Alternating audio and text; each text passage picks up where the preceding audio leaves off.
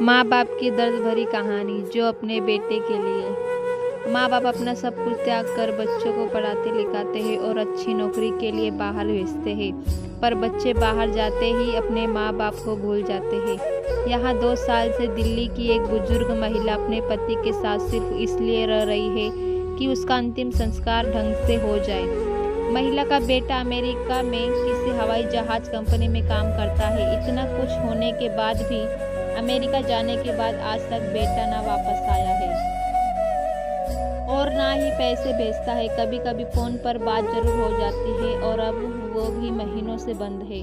बुजुर्ग महिला लोगों से पूछ रही थी कि वो थोड़ी देर बैठी रहूं, दुकानदार हटाएगा तो नहीं। इतने में एक नौजवान युवक आया और बुजुर्ग महिला से कुछ बात की और फिर कुछ दवाओं के खाली ट्यूब लेकर चला गया।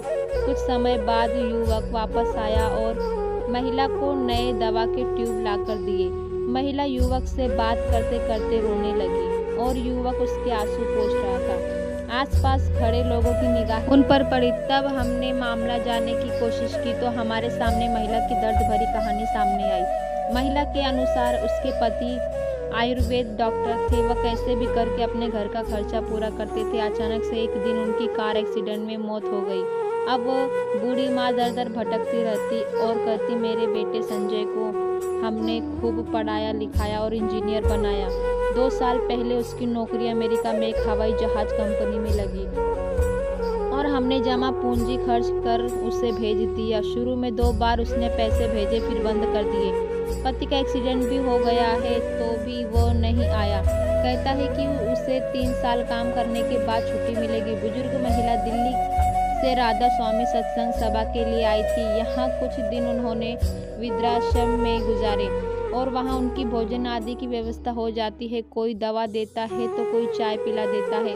इस तरह इनका जीवन चल रहा है। पूछने पर कहती है कि यह पूर्व जन्म का फल है, इसलिए इस जन्म में सत्संग करती हूँ ताकि अगली बार सब ठीक हो। बात करते समय महिला की आंखों में आंसू देखकर हर कोई दर्द से भर गया। लोग महिला को देखकर सोच रहे थे कि बच्चों को अपने से दूर भेजने पर वो इतना दूर हो जाते हैं कि माँ बाप की हालत देखकर भी उन्हें दुख नहीं होता और वो उन्हें भी भूल जाते हैं। इस माँ की कहानी आज के दौर में हजारों ऐसी माँ से मिलती होगी जो आज चाहे आलीशान बंगले में रह रही हो या फिर एक झोपड़ी में, लेकिन उसकी नम आंखें आज भी उस बेटे के घर आने की राह देखती है जिसे न केवल उसने अपने सीने से लगाकर पाला बल्कि उससे पढ़ा लिखा कर दुनिया के काबिल बनाया। पर शायद उस माँ को यह नहीं मालूम था कि बाहरी दुनिया की भीड़ में वो बेटा अपनी दुनिया को ही भूल जाएगा।